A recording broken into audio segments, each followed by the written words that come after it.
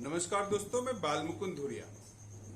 इधर कई दिनों से मैं बात करना चाह रहा था, लेकिन बात नहीं हो पा रही थी।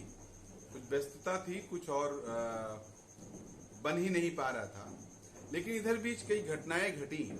खास करके उत्तर प्रदेश के पूर्व मुख्यमंत्री माननीय मुलायम सिंह यादव जी इस दुनिया में नहीं रहे और ठीक 10 तारीख को मुलायम सिंह जी ने अंतिम सांस ली। वैसे मुलायम सिंह का जाना राजनीतिक रूप से एक दौर का समाप्त होने की तरह था। इस बीच शैफई जाने का मौका मिला।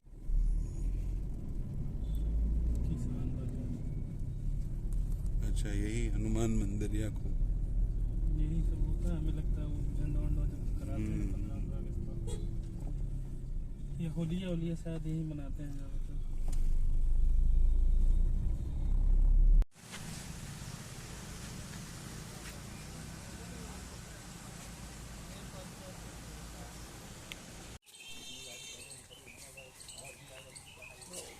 तो इसीलिए तो रोक दिया उन्होंने, सही करा।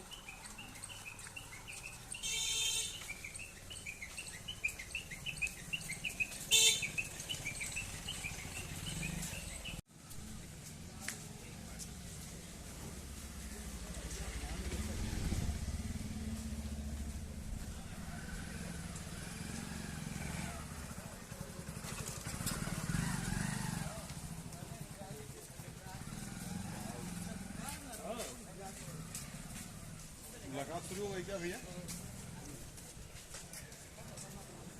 वहीं रुका जाए मंत्री जी का।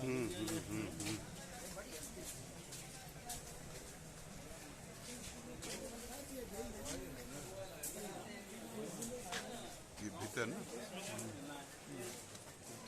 एक सेकंड वीडियो बना ले।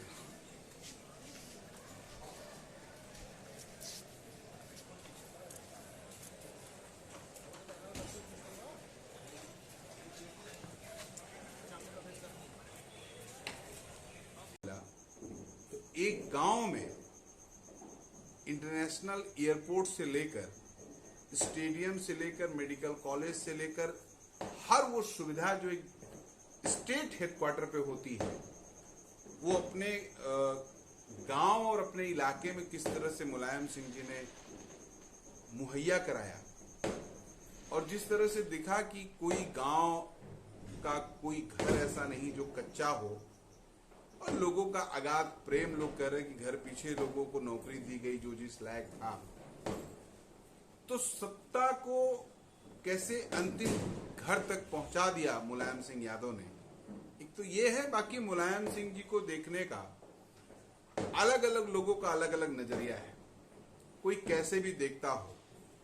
हम जैसे लोग जब मुलायम सिंह यादव को देख रहे हैं तो देखते हैं कि किस तरह से स्थापित सामाजिक मान्यताओं ने एक नेता को, जो बहुआयामी सोच का नेता था, उसको कैसे एक जातिवादी नेता के खाके में फिट करने का अभियान चलाया।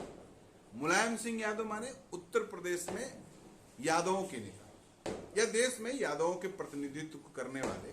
लेकिन देश में बात सही नहीं है, और उत्तर प्रदेश में यादव नेता इसी टाइप का उनके तरफ, उनके आभा मंडल में या उनके इर्द गिर्द चीजें बुनी गई है। लेकिन क्या ये सही है? उत्तर प्रदेश की राजनीति में मुलायम सिंह जी का जो प्रादुर्भाव हुआ, और जैसे धीरे धीरे कई धाराओं से बात करते हुए, मिलते हुए समाजवादी पार्टी का निर्माण तक हुआ, तो ये अगर देखा जाए कि मुलायम सिंह यादव एक बैकवर्ड एकता के हिंदुस्तान में जीते जागते नजीर थे। ठीक उसी दौर में आप देखिएगा कि बिहार में लालू प्रसाद यादव भी एक बड़े पिलर थे, लेकिन उत्तर प्रदेश के भीतर मुलायम सिंह यादव का कोई जोड़ नहीं था। चाहे चंद्रशेखर जी के साथ रहे हों, बीपी सिंह के साथ रहे हों, चौधरी चरण सिंह के साथ रहे हों, भी समाजवादी पार्टी का निर्माण किया हो।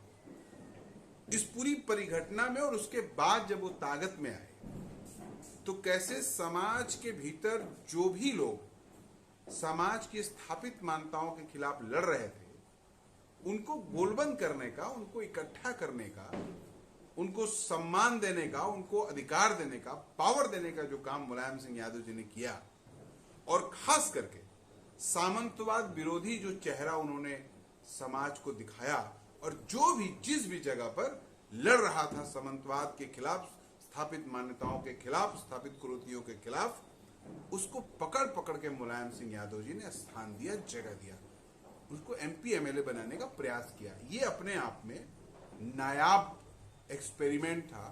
चाहे गुलाबी गैंग की संपत पाल जी हो, या अपने आप में ऐतिहासिक लेडी, आयरन लेडी फूलन देवी हो।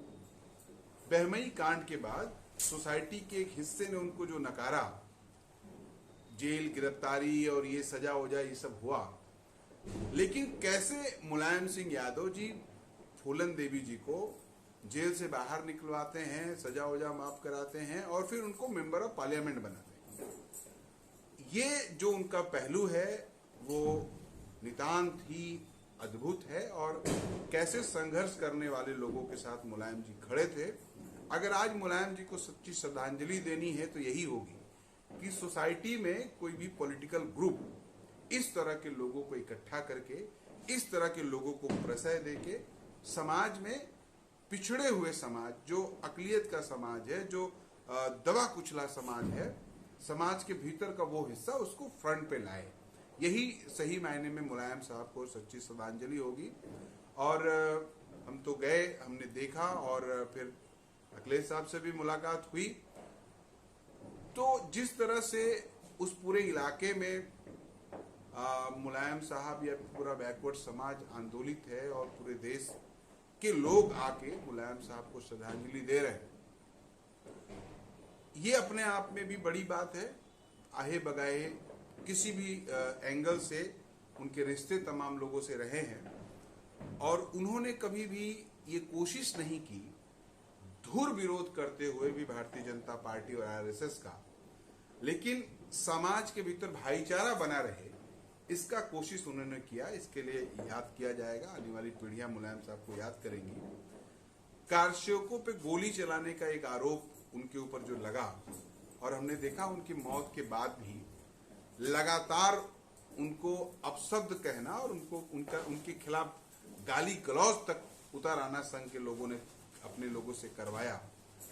तो कैसे कानून के प्रति ईमानदार थे, और जो लोग भी हुड़दंगई करके भारत के संविधान की आत्मा को कुचलना चाहते थे, उनके खिलाफ अगर उन्होंने सख्ती किया, तो ये सही मायने में लोकतंत्र को बचाने का प्रयास था। अब इसको संघी क्या नाम देते हैं, भाजपाई क्या नाम देते हैं, उनको जाके अमित शाह से पूछना चाहिए कि भाई तब आप श्रद्धांजलि देने क्यों गए।